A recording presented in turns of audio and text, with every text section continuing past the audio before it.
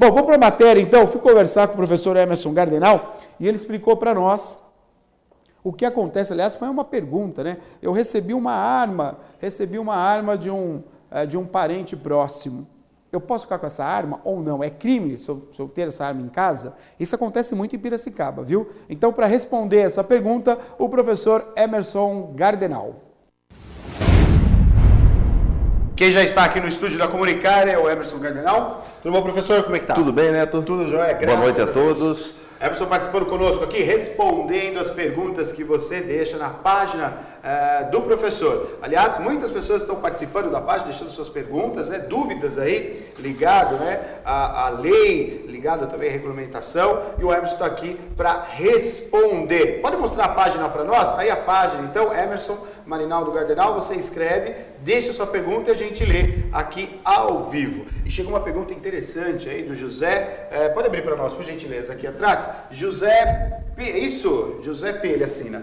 Como se deve proceder quando se recebe uma arma de fogo de herança? Ótima pergunta, Emerson. Isso acontece, é corriqueiro, né? Sim. Do avô, do pai, acaba deixando uma arma de fogo aí, como lembrança, relíquia, né? Está na família e passa para o filho. Como é que deve proceder nesse caso? Exatamente. Hoje, com o advento do Estatuto do Desarmamento, hoje as regras elas são bem taxativas, elas são bem fixas e assim, qualquer irregularidade pode ensejar a prisão do indivíduo. Por exemplo, uma herança. Se o indivíduo ele acaba recebendo de herança uma arma do avô, do bisavô, e essa arma tem registro, o que ele deve fazer? Ele deve procurar a Polícia Federal e lá fazer a transferência dessa arma. Correto. Fazer todo um procedimento para transferência, para que ele possa ter a posse da arma. Então, é diferente o posse do porte. A posse é você ter uma arma regularizada no interior de sua casa, dentro da sua casa ou de um estabelecimento comercial. Se a pessoa é dona. Eu posso transferir? Se era do meu avô, eu posso passar eu passo para o neto, eu passo para o filho? É fácil de transferir? Existe todo um requisito para ser preenchido.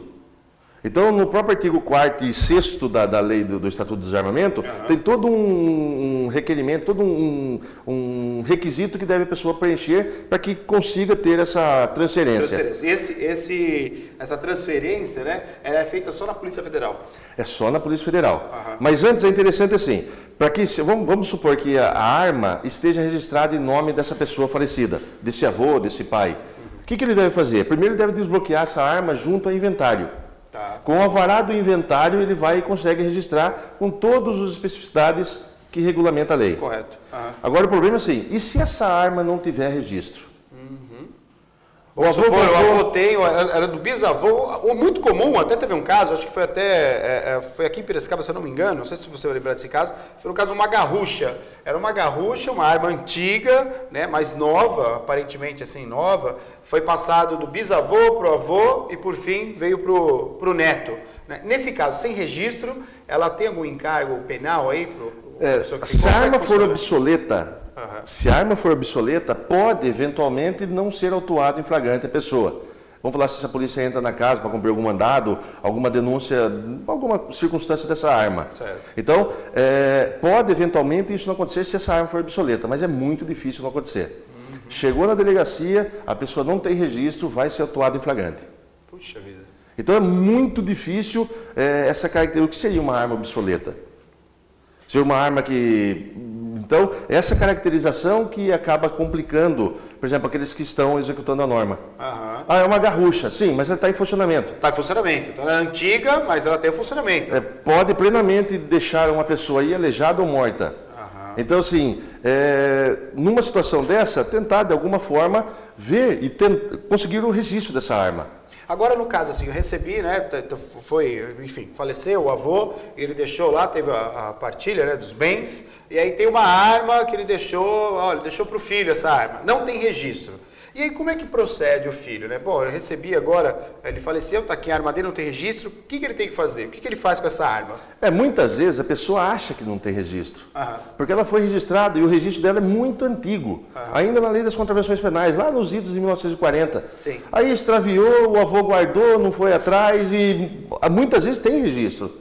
Então você só precisa localizar a numeração da arma, tentar pesquisar ela junto aos órgãos da Polícia Federal se consta o registro, encostando a tentar, de alguma forma, atualizar esse registro e transferir para o seu nome. E se essa arma for parte assim, ela já está irregular, ela está com a numeração pinada, era do avô, o neto não sabia, deixou essa arma para o neto. O que o neto tem que fazer com essa arma? Entregar. Imediatamente entregar. Porque se a polícia entrar, principalmente se a arma for pinada, for raspada, principalmente isso. Se isso for observado, entrega para a polícia, porque senão a pessoa vai presa. E a pena é bem pesada. É bem pesado. Tem fiança? Não. Não tem fiança? Nessa situação não tem fiança, é inafiançável. Olha só. Então é um crime bem pesado e aí a pessoa acaba se complicando numa lembrança de uma outra pessoa. De uma outra pessoa, exatamente. Né?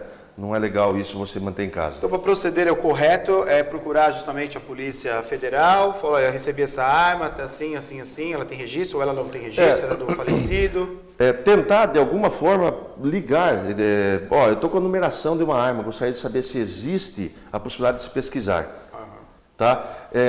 Vou marcar, se não conseguir ir por telefone, vou marcar uma audiência com você vai até no local e aí você vai fazer a pesquisa. Perfeito, perfeito. Tá? Mas assim, pode levar a arma junto? Não, porque se a polícia pegar você no meio do caminho, você vai para a cadeia. Não dá justificativo. Tem para a Polícia Federal? Não tem porte.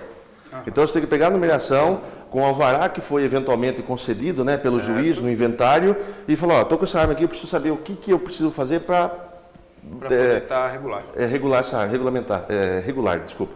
Agora, Emerson, outra coisa que chama atenção, assim, Piracicaba tem uma região muito grande, né? E a gente tem muito aí os caçadores, assim que se colocam. Não, eu sou caçador, eu só uso ali no sítio, na chácara, para tirar algumas coisas. Eu já cansei de ver, assim, senhores de idade sendo autuados e sendo levados até o plantão policial por conta de arma de fogo em casa, ou uma espingarda, uma arma antiga. Ele também é enquadrado na lei, independente se está na chácara, se só usa para caçar, não há desculpa, né? Não, existe uma norma dentro do próprio Estatuto do Desarmamento que facilita o estado de necessidade numa situação dessa. Por exemplo, para se manter, o indivíduo usa aquela arma para caçar. Mas isso é muito difícil a prova, mas é muito difícil.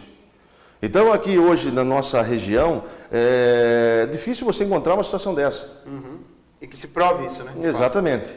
Exatamente. Então, pegou, o indivíduo vai ser conduzido para a delegacia, o delegado vai analisar a situação. É interessante assim, por que o delegado precisa analisar? Exatamente porque ele é o primeiro garantidor da legalidade da prisão. Correto. Então o delegado, com muito bom senso, com jogo de cintura, vai analisar o fato. De repente se encaixa exatamente numa situação dessa. O delegado vê que essa arma, o indivíduo está lá usando para uma caça, para um estado de necessidade, uma coisa assim que é para manutenção da vida dele, da família dele, o delegado pode deixar de atuar. Isso está regulamentado na lei. Correto. Mas dizer que ele vai observar isso aí, num fato em si, também é complicado. Por quê? Porque o delegado ele tem que analisar todas as circunstâncias do fato. Não é só a alegação do cara, estava passando fome, fui caçar. Não. É toda uma justificativa que engloba essa situação. Que o delegado também segue requisitos para que ele consiga não autuar o sujeito. Perfeito. Então tem toda uma regra, tem todo um detalhamento que você precisa, como delegado, fundamentar juridicamente sua decisão. E aí não quer dizer que o promotor vai acatar. Que vai acatar. Que o juiz vai acatar o que o promotor e o delegado acatou. Correto. Então vai toda uma sequência de autoridades que analisam o fato, que o delegado executa inicialmente a lei. É o primeiro garantidor da legalidade. O promotor inicia a ação penal através do oferecimento da denúncia. E quando o juiz recebe essa denúncia, que é feita pelo promotor, aí há todo o tramitar do processo. Por isso que na narrativa do boletim de ocorrência está muito bem esclarecido, né? Porque dali é o primeiro contato que tem com a autoridade, que é o delegado. O boletim tem que estar muito bem claro, que ele vai para o juiz, né? E aí vai se dar sequência. Então, por isso tem que estar bem detalhado o boletim de ocorrência. Então, faz-se, eventualmente, lava-se o boletim de ocorrência e o delegado vai tomar ciência daquele fato criminoso. Através disso, se for caso de instauração de inquérito, o delegado instaura o inquérito policial e vai fazer toda uma investigação no transcurso desse fato. E aí, terminou, concluiu a investigação, o que o delegado vai fazer? Vai encaminhar para o juiz. Olha, excelência, eu já localizei o nexo causal, quem é o autor do crime, estou encaminhando para Vossa Excelência para tomar providência. O que o juiz vai fazer como parte do Estado? Ele vai encaminhar para o Ministério Público, que é a parte na ação penal. O Ministério Público, analisando aquele fato, o que ele vai fazer? Pode denunciar pode pedir o arquivamento ou novas diligências para a polícia. Correto. Então, eventualmente, se ele denunciar, aquela denúncia volta para o juiz aceitando ou não, vamos falar que ele aceita a denúncia, o que o juiz vai fazer? Citar a parte. Aí está formada a lide processual. Aí começa todo o processo até o final da jurisdição, que é a sentença do juiz. Que é a sentença do juiz. Exatamente. Perfeito, então tá aí, então a resposta foi dada, né, ao José que participou pela página do professor Emerson Gardenal. Tá aí a página, Emerson Marinaldo Gardenal. Você entra na página, deixa a sua pergunta e aí o professor responde aqui no programa Piracicaba agora ao vivo. José mandou para nós e foi respondido, né? Segunda-feira de volta aqui, né? Opa, com certeza. Respondendo a pergunta de direito penal, de processo penal, de toda a legislação extravagante e com certeza, essas perguntas que estão chegando são perguntas bastante interessantes. Sim. Então, é até interessante encaminhar, se você tem alguma dúvida, encaminha, que a gente vai responder no ar. É interessante, porque às vezes a sua curiosidade é a curiosidade de muitos. De muitas pessoas, sem dúvida. Fala, nossa, estou com um problema assim, não pensei em perguntar. E aí vem e acaba resolvendo o problema de muitas pessoas. Exatamente. É a proposta do quadro aqui com o professor. Então, semana que vem estamos de volta aí com mais perguntas. É a presença aqui do professor respondendo as dúvidas do público de Piracicaba.